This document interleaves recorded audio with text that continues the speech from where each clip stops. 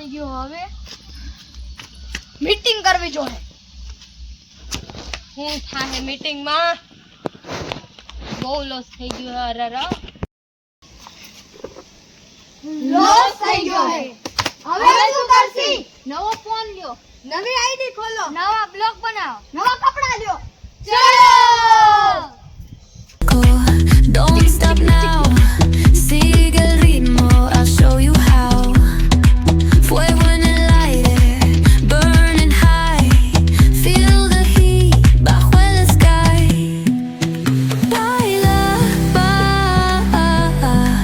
sin parar.